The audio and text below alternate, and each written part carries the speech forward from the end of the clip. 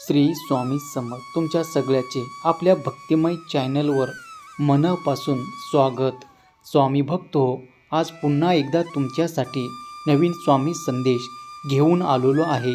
प्रत्येक स्वामी संदेश आपल्याला नवीन काहीतरी शिकवतो, जगण्याची प्रेरणा देतो आणि जेव्हा जेव्हा आपण दुःखात असतो, एकटेपणा आपल्याला खूप सतावतो, तेव्हा आपण नक्कीच स्वामीच्या दरबारात जाऊन सगळं काही सांगत असतो, तेव्हा स्वामी नक्कीच आपल्याला योग्य असा मार्ग दाखवत असतात आणि एखाद्या शुभचिंतकाप्रमाणे आपली काळजीही घेत असतात। आपल्याला नवनवीन गोष्टींना सामोरे जाण्याचं बळही देत असतात।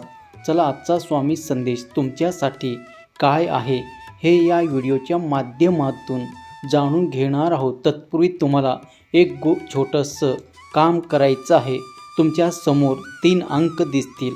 पहिला अंक 1, दुसरा अंक आणि 5 आणि तिसरा अंक आहे 9। या तीनही अंकापैकी तुम्हाला जो अंक निवडायचा आहे तो तुम्ही निवडू शकता। फक्त त्यावर बोट ठेवताना मात्र गुरुचे बोट वापरायचं आहे। गुरुच्या बोटाने त्या अंकाला स्पर्श करायचा आहे आणि त्यानंतर तुमच्यासाठीच स्वामी संदेश काय असणार आहे हे तुमच्या समोर असणार आहे। फक्त एक गोष्ट सांगू इच्छितो की संदेश ऐकल्यानंतर तू सोडून देऊ नका, तर त्याचं अनुकरण करण्याचा प्रयत्न करा। कारण होतं काय की आपण फक्त स्वामी संदेश ऐकतो, परंतु त्याचा उपयोग आपल्या जीवनामध्ये करून बघत नाही आणि मग आपल्याला अनुभवही येत नाही। त्यामुळे जसं सांगितलं आहे जसं सांगण्याचा प्रयत्न करा आणि नक्कीच आपलं जीवन सोन्यासारखं करून घ्या। चला मग जाणून घेऊया, ज्यांनी ज्यांनी 1 नंबर निवडला आहे त्याच्यासाठी स्वामी काय ते जाणून घेऊया। स्वामी सांगतात, अरे बाळा, लोक कधीही बघत नाही की तुम्ही त्याच्यासाठी कधी आणि काय केलं। स्वतःच्या आवडीनिवडी जेव्हा जेव्हा तुम्ही बाजूला ठेवल्या आणि त्या लोकांचा विचार केला, त्या लोकांना ह्या गोष्टीचे देणं घेणं नसतं हे ते चांगल्या लक्षात ठेवतात की नेमकं तुम्ही कुठे चुकलात का, कसा चुकलात। आणि जेव्हा जेव्हा तुमची चूक या लोकांच्या लक्षात येते तेव्हा तेव्हा ही लोक फक्त आणि फक्त तुमच्या चुकीचा गाजावाजा करतात। तुमच्या सगळ्या चांगल्या गोष्टीवर पाणी फिरतं। परंतु तरीही अशा वेळेस तू घाबरू नकोस, कारण आम्हाला ठाऊक आहे तू काय करत आहेस, तू काय केलं आहेस। त्यामुळे लोकांचा विचार करण्यापेक्षा तू फक्त आमचा विचार कर, कारण लोकांचा हिशोब चुकू शकतो, लोकांचा अंदाजही चुकू शकतो, परंतु आमच्याकडे जो लेखाजोखा लिहून ठेवला आहे ना, तो कधीही चुकणार नाही। आणि त्यामध्ये जर तू उत्तीर्ण असशील तर तुला या स्वार्थी लोकांचा विचार करण्याची अजिबातच गरज नाही। दुःखी माणसांना नेहमी आपल्या जवळच्या लोकांकडून मिळतं, हे बघ। एक गोष्ट कायम लक्षात ठेवा, दुःख माणसांना आपल्या जवळच्या लोकांकडून मिळत असतं, कारण अनोळखी लोक साधं पाय लागलं तरीही माफी मागतात। शक्य होईल तर नातं महत्त्वाचं असेलच तर दुःख विसर। जर त्याच नात्याने तुम्हाला जाणून बुजून दुखवलं असेल तर मग मात्र स्वतःच्या मनाला नेहमीच प्राधान्य दे शिक। ज्यांनी ज्यांनी तुम्हाला त्रास दिला आहे ना, दुःख दिलं आहे ना, त्याचा फार विचार करू नको, कारण त्याची दखल नक्कीच कुठेतरी घेतली जाते। फिरून ते त्याला पुन्हा मिळणारच आहे। त्याबद्दल तू निश्चिंत राहा आणि तुझे जे कर्म आहे ते फक्त चांगले करत राहा, ते फक्त चांगले करत राहा। आता ज्यांनी पुढचा नंबर म्हणजे 5 नंबर निवडला आहे त्याच्यासाठी स्वामी काय सांगत आहे ते जाणून घेऊया। स्वामी अशा लोकांना सांगतात, कधी कधी तुम्ही काहीच न करताही चुकीचे ठरवले जाता। त्याचा एकमेव कारण असं की तुम्ही बरोबर असले तरीही तुम्ही त्याच्या म्हणण्याप्रमाणे वागत नसतात। याचा अर्थ काय, समोरच्या व्यक्तीच्या म्हणण्याप्रमाणे तुम्ही वागत नाही आणि म्हणून तुम्ही चुकीचे ठरवले जाता। पण याचा अर्थ असं नाही की तुम्ही नेहमी चुकीचेच असता। आपण तरीही समाधान मिळत नसलं तरी एक गोष्ट कायम लक्षात ठेवा, तरीही तुला जो समाधान मिळत नसेल, तुला जर सतत असं वाटत असेल की माझी बाजू बरोबर असूनही मी चुकीचं का ठरतो? तर त्यावेळेस फक्त एकच गोष्ट तू लक्षात ठेव की चुकीचं नसताना जर तुझ्या वाट्याला वाईट वेळ आलं की वाईट ठरवलं जात असेल, तुझं नाव खराब केलं जात असेल तुझा, तर तेव्हा तुझ्या प्रारब्धाचे भोग संपत आहे.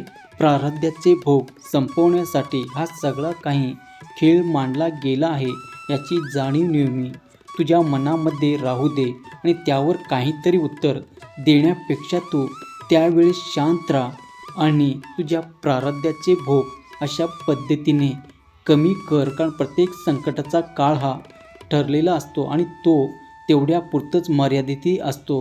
म्हणून त्या काळाचं फार महत्त्व देऊ नकोस. त्या काळातून बाहेर कसं निघायचं याचं मात्र विचार कर.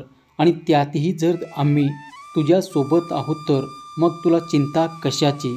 पुढे स्वामी सांगतात, आपण खुश आहोत की नाराज आहोत, सुखात आहोत की दुःखात आहोत यांनी खरं तर सारसं कुणालाही फरक पडत नाही. त्यामुळे अशा परिस्थितीत फक्त शांत राहणं हिताचं ठरतं आणि जीवनाच्या या परीक्षेला सामोरे जाणं गरजेचं ठरतं. त्यामुळे इतर लोकांचा विचार करू नकोस.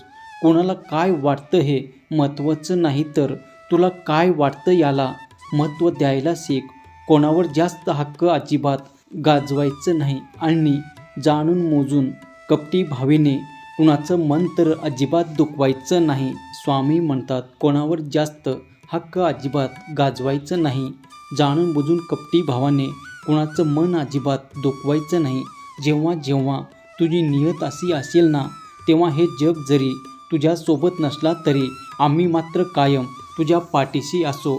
आणि ज्याच्या नजरेच तुमची किंमत शून्य आहे अशाकडून अपेक्षा करणं सोडा, तरच तुम्ही सुख अनुभवू शकाल, तरच तुम्ही सुख अनुभवू शकाल. त्यामुळे अपेक्षा करणे सोडा.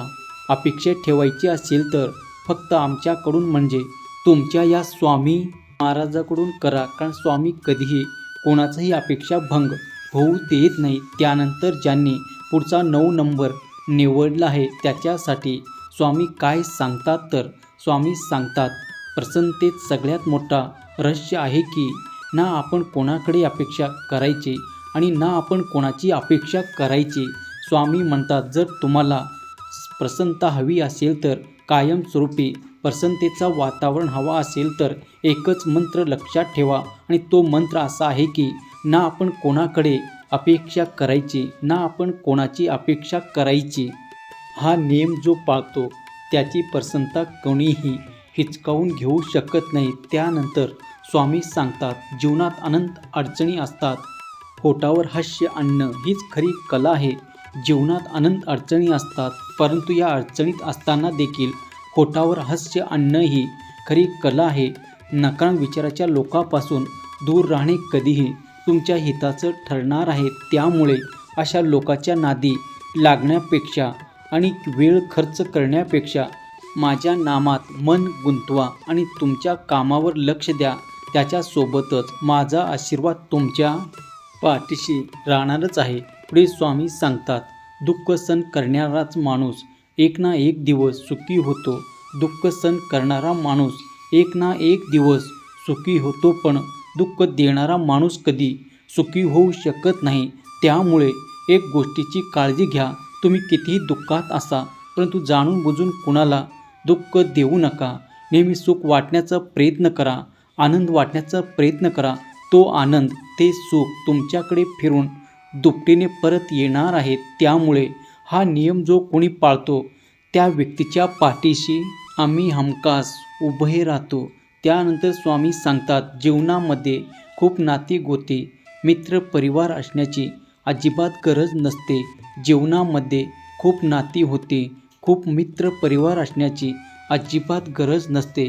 गरज नसते ते त्या नात्यामधील लोकप्रती किंवा त्याच्या आपला प्रीत असलेल्या विश्वासाचे, प्रेमाचे, जिव्हाळ्याचे आणि हे जिथे मिळत नाही तिथलं नाते फक्त आणि फक्त आपल्यासाठी किंवा समोरच्यासाठी ओझं बनून राहतं. खूप असावी असा हट्टाच करू नका, कारण वेळ प्रसंगी ही नाती गोती काही कामाची ठरत नाही. एखादं नातं जुळवा, परंतु त्या नात्यामध्ये प्रेम असावं, आपुलकी असावी. आणि जिथे असे प्रेम, असा विश्वास, अशी आपुलकी असते ना, ते नातं कोणीही कधी तोडू शकत नाही. आणि असं जर नातं तुम्हाला या जगात मिळत नसेल तर असं नातं तुम्ही आमच्याशी जोडा, कारण आम्ही सदैव आमच्या भक्तासाठी असतो. आणि आमचे भक्त जर आमच्याकडे आशेने बघत असतील तर त्याच्या आशा पूर्ण करण्याचं काम हे आमचं असतं. त्यामुळे आमच्याशी नातं जोडा आणि तुमच्या आयुष्याचं सोनं करून घ्या. आमच्याशी नातं जोडा आणि तुमच्या आयुष्याचं सोनं करून घ्या. स्वामी भक्त हो, हे तिन्ही स्वामी संदेश तुमच्यासाठी होते. आणि तुम्हाला कुठला स्वामी संदेश आवडला आहे कमेंट करून नक्की कळवा. तुम्ही कुठला अंक निवडला होता आणि तुमच्यासाठी तो योग्य ठरेल अशी खात्री बाळगा, हे कमेंटमध्ये नक्की सांगा. पुन्हा भेटूया नवीन स्वामी संदेश सोबत. तोपर्यंत बोलत राहा श्री स्वामी समर्थ. जय जय स्वामी समर्थ. श्री स्वामी समर्थ. जय जय स्वामी समर्थ. पुन्हा भेटूया नवीन स्वामी संदेश घेऊन. तोपर्यंत स्वस्त राहा, मस्त राहा आणि आपले स्वामी संदेश ऐकत राहा. धन्यवाद.